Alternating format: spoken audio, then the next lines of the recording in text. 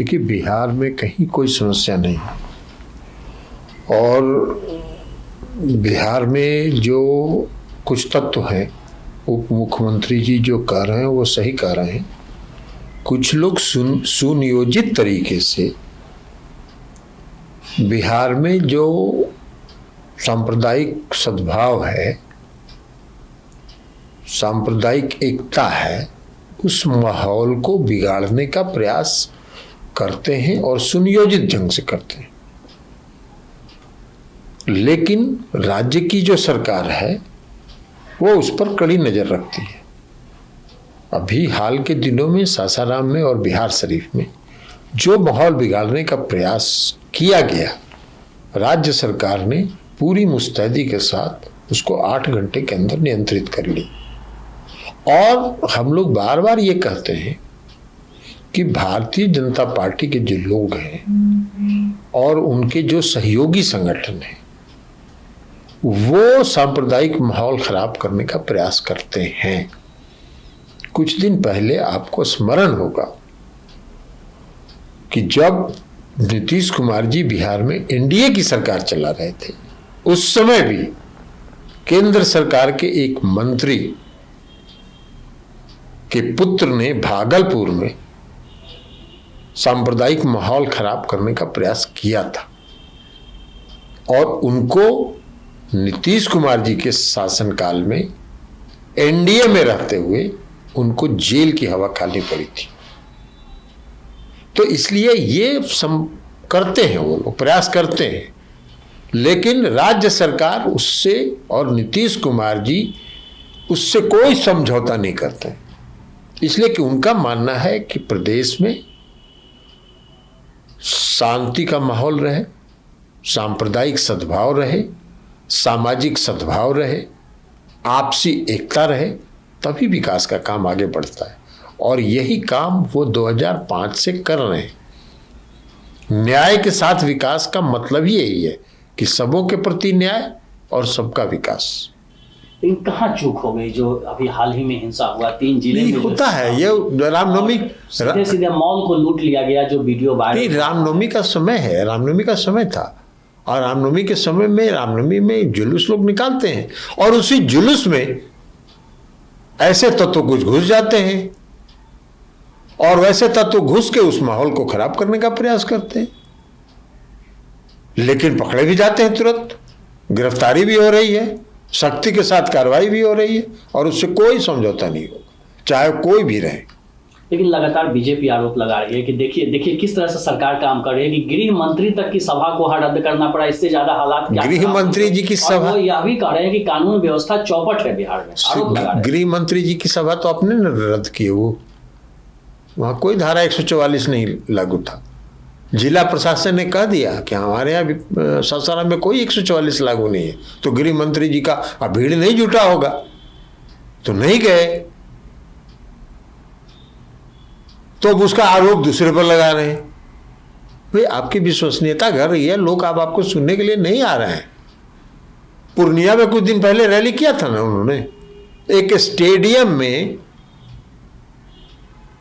जिसकी कैपेसिटी 25,000 20,000 की है, उसमें आधा घेर के उन लोगों ने वीआईपी पार्किंग बनाया था, आधे स्टेडियम में मंच बनाया था और कुर्सी लगा के रैली किए थे। हम लोगों ने भी रैली किया वहां, उस स्टेडियम में नहीं किया, उसके बगल में जो पूर्णिया का सबसे बड़ा मैदान है, जहां इस देश के आदरणीय प्रधानमंत्री जी रैली करते रहे हैं, बड़ी बड़ी रैली करते रहे हैं, लाखों की संख्या, लाखों का कैपेसिटी है उस मैदान का, कच्चा कच भरा था। तो इनकी विश्वसनीयता नहीं है। अब विश्वसनीयता समाप्त हो गई है तो आरोप दूसरे ऊपर क्यों लगा रहे हैं?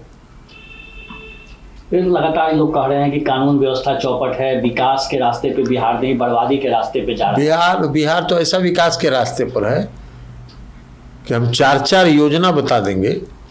जो बिहार सरकार की योजना, उसको 3 वर्ष 4 वर्ष के बाद केंद्र सरकार ने लागू किया।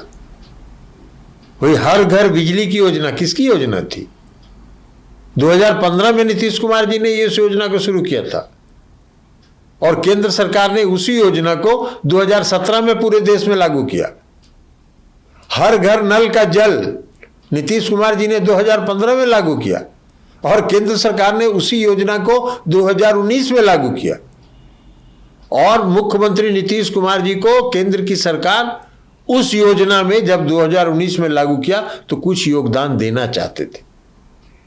राज्य की सरकार ने कहा कि 1 रुपया आपका नहीं चाहिए, इसलिए कि आप दीजिएगा कुछ पैसा अंशदान, और कल से आपके जितने ये केंद्र के मंत्री लोग हैं वो बिहार में जाके कहेंगे कि तो मेरा ही योजना है।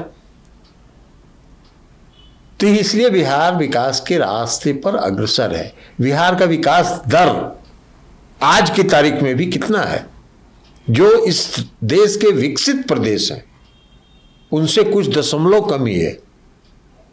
इसलिए तो हम लोग विशेष राज्य के दर्जा की मांग करते हैं। अगर आप बिहार को विशेष राज्य का दर्जा दीजिएगा तो ये जितने विकसित प्रदेश हैं आज इस देश के, उन सब से हम आगे बढ़ जाएंगे। राहुल गांधी को 2019 के डिफेमेशन केस की सत्य ही मेरी आस्था है। सही कहा उन्होंने। सत्य की का विजय होता है, अंततोगत्वा सत्य का ही विजय होता है। आप बताइए, इस देश में कोई ऐसा उदाहरण है राहुल गांधी जी के पहले जो मानहानि के मुकदमे में 2 साल की सजा दी गई हो? कोई ऐसा उदाहरण है? नहीं है उदाहरण। पहला उदाहरण है, कहाँ है? इसलिए कि 2 साल की सजा हो जाएगी तो सदस्यता रद्द हो जाएगी। कहां? बंगलोर में उन्होंने कर्नाटक में भाषण दिया। गुजरात में भाजपा के जो पूर्व मंत्री हैं वो मुकदमा कर रहे हैं और गुजरात में सजा हो जा रही है। देश सब देख रहा है। देश के हर लोग आज जागरूक हैं। अब जिन लोगों को यह भ्रम हो गया कि हम देश के लोगों की हर समय भावना भड़का के वोट ले लेंगे, वो नहीं है। देश के लोग अब जागरूक हो गए, सब समझ रहे हैं कि आप क्या खेल कर रहे हैं।